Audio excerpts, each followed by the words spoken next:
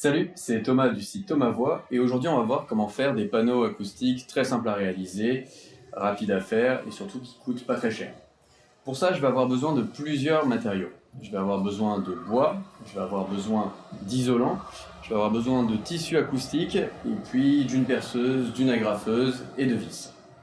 Alors pour le bois tu fais comme tu veux, tu peux aller en chercher chez Leroy Merlin, Bricorama, tout ce que tu veux, chez un négociant de bois où tu peux faire comme moi, récupérer des trucs dans la rue, les couper et les mettre aux bonnes dimensions. Pour l'isolant acoustique, je te conseille de prendre soit sur Don Audio du Caruso Isobond, parce que c'est assez rigide, c'est fait pour ça, ou alors tu peux aussi te tourner vers de la laine végétale, ou faire comme les studios faisaient avant, de la laine de roche, de la laine de verre. Pour le tissu acoustique, je le prends chez Acoustic Scoff, qui est un vendeur de tissu acoustique allemand, mais si tu veux, tu peux aussi prendre un tissu lambda qui coûtera encore moins cher.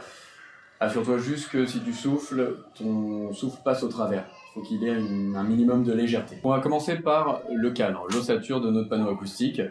On va donc prendre 2 planches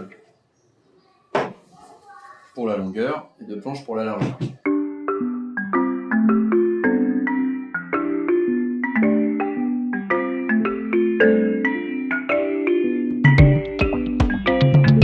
Pour faire le cadre, donc, tu peux prendre soit des tasseaux, tu peux faire ce que je fais, c'est-à-dire je prends des planches que je rabote, que je coupe aux bonnes dimensions.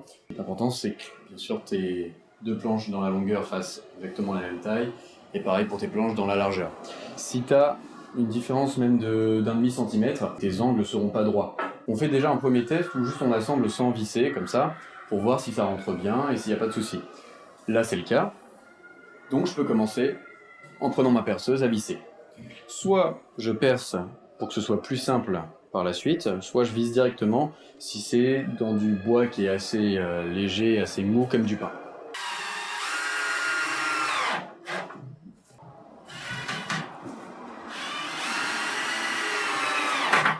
J'en mets 2 de chaque côté, si tu veux tu peux en mettre un 3e pour que ton cadre soit un peu plus rigide, un peu plus solide. Pour être sûr que ton assemblage soit bien fait, tu peux essayer de voir avec le doigt comme ça en passant si t'es bien à fleur de bois.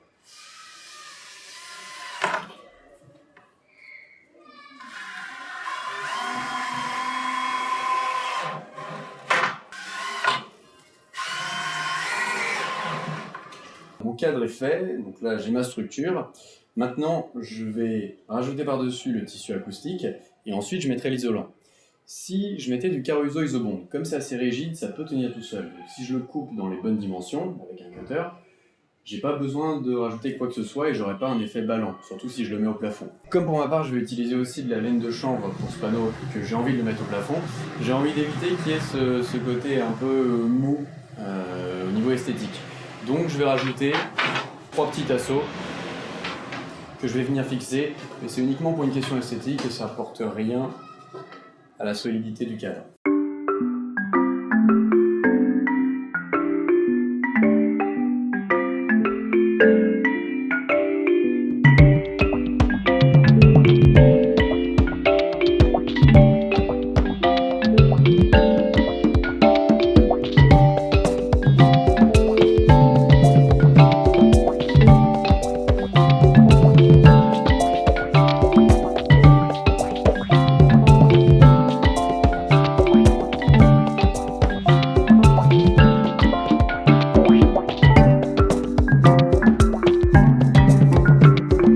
Maintenant que ma structure est terminée, je vais passer au tissu acoustique.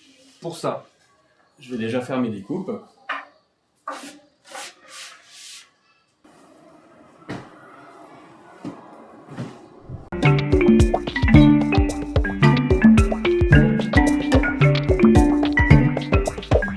Et je vais reposer mon cadre par-dessus.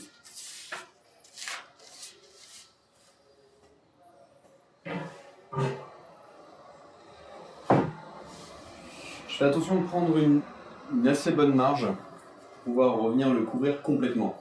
Donc je ne prends pas uniquement les dimensions de mon cadre, mais je prends en plus, là il y a 10 cm de chaque côté, donc 20 cm et quelques pour que je puisse venir l'agrafer ici.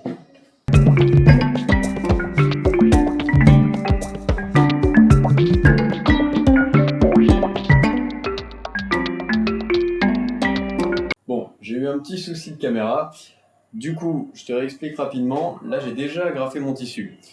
Pour ça, une fois que j'ai mis mon tissu, que j'ai découpé et que j'ai pris une petite marge d'à peu près 10 cm en plus de la dimension de mon cadre de chaque côté, j'essaie de créer une tension assez homogène et j'agrafe tous les 4-5 cm.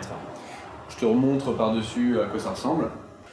Donc là par exemple, je crée une petite tension, j'agrafe, et je fais comme ça sur toute la longueur, toute la largeur. Et quand j'arrive au niveau des coins, c'est assez intuitif, mais tu essaies de faire comme un paquet cadeau, en mettant un pli de côté. Il n'y a pas vraiment de technique, c'est juste de faire en sorte que ce soit assez régulier et que tu fasses la même chose sur les 4 côtés. On va passer à la matière isolante. Je vais mettre un mélange entre le Caruso Isobond et la laine de chanvre, parce qu'en fait c'est mon dernier panneau et il me reste que des chutes. Donc, plutôt que d'en acheter un nouveau, j'utilise ce qui me reste.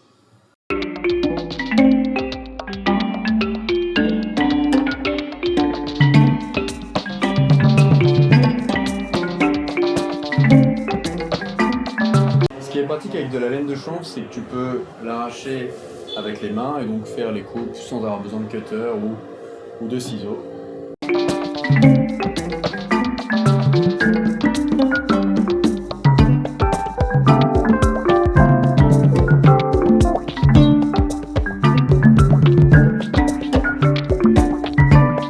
Mon panneau est fini. Comme pour ma part, je vais l'accrocher au plafond, j'ai pas besoin de retenir les petits bouts de chute que j'ai mis là un peu partout. Si jamais tu fais la même chose et que du coup tu n'as pas quelque chose qui rentre exactement dedans, tu peux mettre soit des lattes comme on a fait juste en dessous, ou alors tu peux mettre aussi quelques bandes de gaffeur, de scotch, et les clouer ou les accrocher pour pas que ta matière isolante se barre quand tu l'accroches au plafond. Voilà, merci d'avoir regardé cette vidéo, je te dis à très bientôt. Si tu as des questions, n'hésite pas à les poser en commentaire. Salut, salut!